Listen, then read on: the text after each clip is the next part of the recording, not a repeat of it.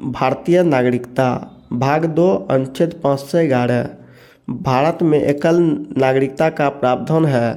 भारतीय नागरिकता अधिनियम 1955 ईस्वी के अनुसार निम्न में से किसी एक आधार पर नागरिकता प्राप्त की जा सकती है।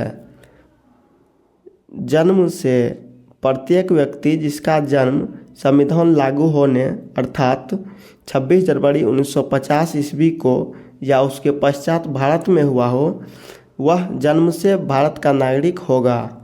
अपवाद: राजनयिकों के बच्चे, विदेशियों के बच्चे। परंपरा द्वारा नागरिकता: भारत के बाहर अन्य देश में 26 जनवरी 1950 के पश्चात जन्म लेने वाले व्यक्ति भारत का नागरिक माना जाएगा यदि उसके जन्म के समय उसके माता या पिता में से कोई भारत का नागरिक हो।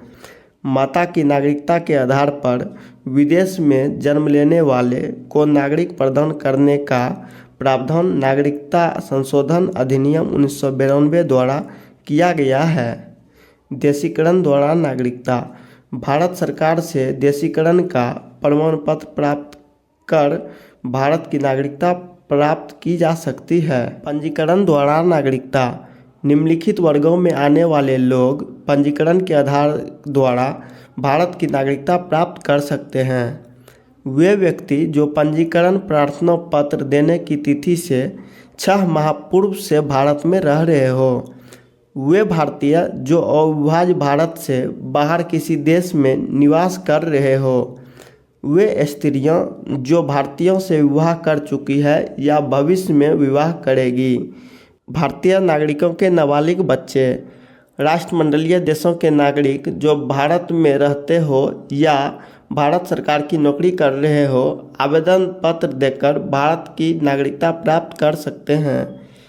भूमि विस्तार द्वारा: यदि किसी नए भूभाग को भारत में शामिल किया जाता है तो उस क्षेत्र में निवास करने वाले व्यक्तियों को स्वतः भारत की नागरिकता प्राप्त हो जाती है। भारतीय नागरिकता संशोधन अधिनियम 1986: इस अधिनियम के आधार पर भारतीय नागरिकता संशोधन अधिनियम 1955 ईस्वी में निम्न संशोधन किए गए हैं। अब भारत में जन्म से केवल उस व्यक्ति को ही नागरिकता प्रदान की जाएगी जिसके माता या पिता में से एक भारत का नागरिक हो। जो व्यक्ति पंजीकरण के माध्यम से भारतीय नागरिकता प्राप्त करना चाहते हैं उन्हें अब भारत में कम से कम 5 वर्षों तक निवास करना होगा। पहले यह अवधि 6 माह थी।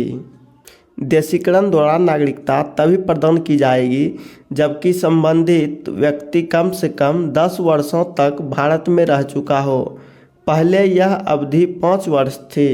नागरिकता संशोधन अधिनियम 1986 ईस्वी जम्मू कश्मीर व असम सहित भारत के सभी राज्यों पर लागू होगा।